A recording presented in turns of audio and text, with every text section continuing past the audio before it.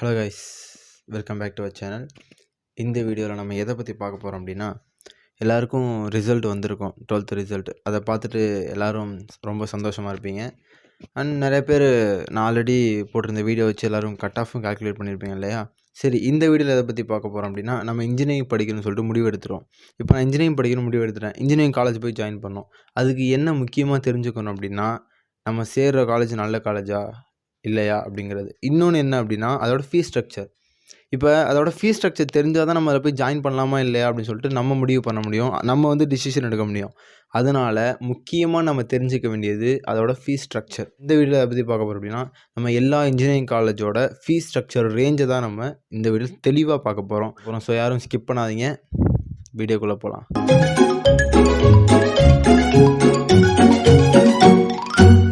Okay guys, இந்த வீடியோவில் நம்ம ஃபீஸ் ஸ்ட்ரக்சரோட ரேஞ்ச் தான் பார்க்க போகிறோம்.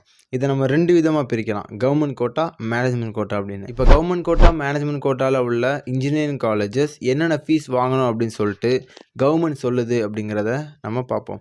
இப்போ ஃபஸ்ட்டு கவர்மெண்ட் கோட்டா. இதில் அக்ரிடேஷன், நான் அக்ரிடேஷன் 2 இருக்குது. இதில் அக்ரிடேஷனில் எவ்வளோ ஃபீஸ் வாங்க சொல்கிறாங்க அப்படின்னா 55,000, நான் அக்ரிடேஷனில் 50,000. இது கவர்மெண்ட் கோட்டாக்கு. இதே மேனேஜ்மெண்ட் கோட்டாக்கு அதே மாதிரி அக்ரிடேஷன், நான் அக்ரிடேஷன் 2 இருக்குது. இதில் அக்ரிடேஷனுக்கு எவ்வளோ வாங்க சொல்கிறாங்க அப்படின்னா 87,000, நான் அக்ரிடேஷனுக்கு எவ்வளோ வாங்க சொல்கிறாங்க அப்படின்னா 85,000. இதுதான் கவர்மெண்ட் கிளைம் பண்ண சொல்கிற ஃபீஸு. ஆனால் கவர்மெண்ட் சொல்கிற ஃபீஸை தான் மற்ற எல்லா காலேஜஸுமே கிளைம் பண்ணுறாங்களா அப்படின்னா அது கேள்விக்குறி தான். இப்போ கவர்மெண்ட் எவ்வளோ கிளைம் பண்ண சொல்கிறாங்க அப்படிங்கிற ஃபீஸ் ஸ்ட்ரக்சர் ரேஞ்சை நம்ம பார்த்தோம். எவ்வளோ தான் கிளைம் பண்ணுறாங்க அப்படிங்கிறத பார்ப்போம். டோட்டலாக TNEA 2024 இதில் 430 காலேஜஸ்க்கு மேலே இருக்குது. அதை 6 டைப்பாக பிரிக்கலாம். ஓகேவா? ஃபர்ஸ்ட் டைப் அண்ணா யூனிவர்சிட்டி மெயின் கேம்பஸ், அது 5 இருக்குது. செகண்ட் டைப் இது கவர்மெண்ட் காலேஜ், 11 இருக்குது. தேர்டு கவர்மெண்ட் எய்டட் காலேஜ், இது 3 இருக்குது. க்ரீ அண்ட் ஷிஃப்ட் 3 இருக்குது. இன்ஸ்டிடியூட் காலேஜ், அதாவது அண்ணா யூனிவர்சிட்டியோட ரீஜனல் கேம்பஸ், அது 16 இருக்குது. ஃபைனலி ப்ரைவேட் காலேஜஸ், அது எவ்வளோ இருக்குது அப்படின்னா 400 இருக்குது. சரி, ஓகே.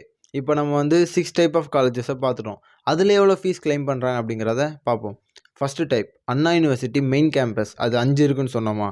அதில் எவ்வளோ ஃபீஸ் வாங்குறாங்க அப்படின்னா காலேஜ் ப்ளஸ் ஹாஸ்டலோட சேர்த்து 1 lakh to 80,000 கிட்ட வாங்குறாங்க. ஓகேவா? இதில் செகண்ட் டைப் கவர்மெண்ட் காலேஜஸ், அதில் எவ்வளோ வாங்குறாங்க அப்படின்னா காலேஜும் ஹாஸ்டலையும் சேர்த்து 30 to 40,000 கிட்ட வாங்குறாங்க.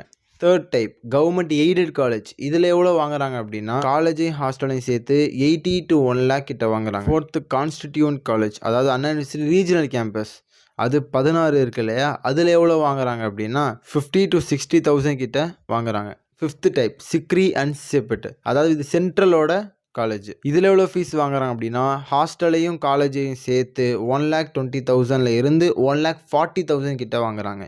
அண்ட் ஃபைனலி ப்ரைவேட் காலேஜஸ், இது 400 இருக்குன்னு சொன்னோம் இல்லையா? இதை 4 டயராக பிரிக்கலாம். டயர் 1, டயர் 2, டயர் 3, டயர் 4 அப்படின்னு. டயர் 1ல் டாப் காலேஜஸ் வந்துடும். டயர் 2ல் அபவ் ஆவரேஜ் காலேஜஸ் வந்துடும். டயர் 3ல் ஆவரேஜ் காலேஜஸ் வந்துடும். டயர் 4ல் பிலோ ஆவரேஜ் காலேஜஸ் வந்துடும். இல்லை டயர் 1 காலேஜஸில் எவ்வளோ ஃபீஸ் வாங்குறாங்க அப்படின்னா 2 lakh to 3 lakhs கிட்ட வாங்கிடுறாங்க. டயர் 2ல் எவ்வளோ வாங்குறாங்க அப்படின்னா 1,50,000 to 2 lakh கிட்ட வாங்கிடுறாங்க. இதில் டயர் 3ல் எவ்வளோ வாங்குறாங்க அப்படின்னா 1 lakh to 1,50,000 கிட்ட வாங்கிடுறாங்க. டயர் 4ல் எவ்வளோ வாங்குறாங்க அப்படின்னா 50,000 to 1 lakh கிட்ட ஃபீஸ் வாங்கிடுறாங்க. ஓகேவா? இது கவர்மெண்ட் கோட்டா, இதோட முடிஞ்சு. இப்போ மேனேஜ்மெண்ட் கோட்டா போனோம் அப்படின்னா மேனேஜ்மெண்ட் கோட்டா இதை விட மினிமம் 30 or 40,000 எக்ஸ்ட்ரா பே பண்ணுற மாதிரி இருக்கும். அதோட சேர்த்து டொனேஷன் 10 lakh to 20 lakh கிட்ட நம்ம கட்டுற மாதிரி இருக்கும். சரியா? அதனால் எல்லாரும் முடிஞ்ச அளவு எந்த காலேஜாக இருந்தாலும் கவர்மெண்ட் கோட்டா கவுன்சிலிங் வழியாக போய் எடுக்க பாருங்கள். மேனேஜ்மெண்ட் கோட்டா போகாதீங்க முடிஞ்ச அளவு. என்ன அப்படின்னா 7.5 ரிசர்வேஷன் ஒன்று இருக்குது. 6th to 12th கவர்மெண்ட் காலேஜில் தமிழ் மீடியமில் படித்தவங்களுக்கு எல்லாமே ஃப்ரீ. காலேஜ் ஹாஸ்டல் ஃபீஸ் எல்லாமே ஃப்ரீ. ஃபஸ்ட் கிராஜுவேட்டுக்கு 25,000 லெஸ் ஆகுது. அண்ட் கம்யூனிட்டி ஸ்காலர்ஷிப்னு ஒன்று இருக்குது, அதாவது minority scholarship, SC, SCA, ST அவங்களுக்கு 50,000 கிட்ட பேங்க்லேருந்து ஏறும், கவர்மெண்ட் தரக்கூடிய பணம்.